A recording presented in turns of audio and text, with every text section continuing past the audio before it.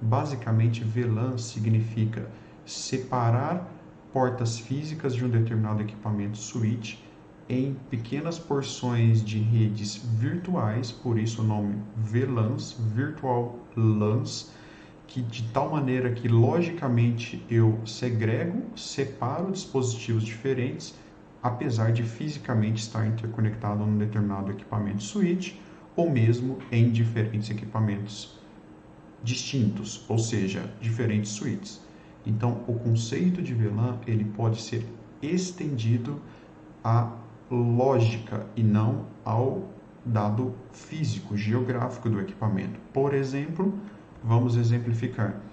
Num conceito simples aqui didático de segmentação por VLAN, onde ilustro de maneira colorida, através das cores amarelo e azul, que determinados dispositivos em azul participam desta VLAN, outros determinados equipamentos em amarelo participam de outra VLAN.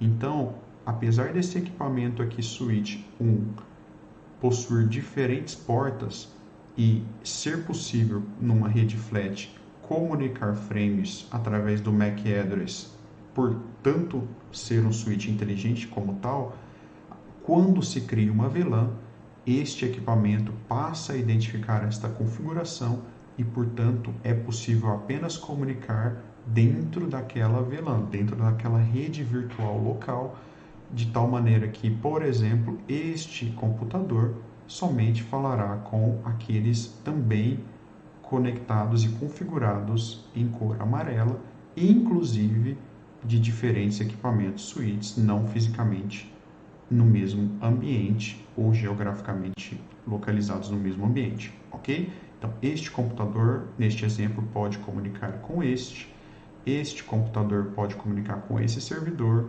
diferentes controladores aqui, por exemplo, podem se comunicar entre si, e percebam, mesmo nós que não estão no mesmo equipamento conectados, logicamente pode-se passar um tráfego de um switch para outro, até que chegue ao determinado outro equipamento e dispositivo final que participe desta mesma VLAN.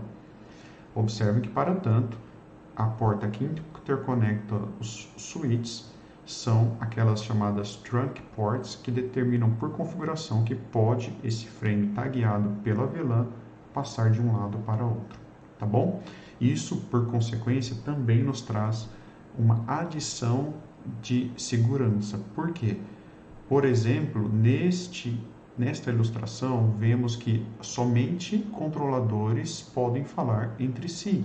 Esta estação, que por exemplo pode ser uma estação apenas de consulta ou quiçá de operação, não pode acessar este controlador em termos de tráfego, não pode enviar ou receber deste controlador, ok? Dessa maneira a gente segrega logicamente os tráfegos, o que adiciona uma camada de segurança. Tá bom, turma?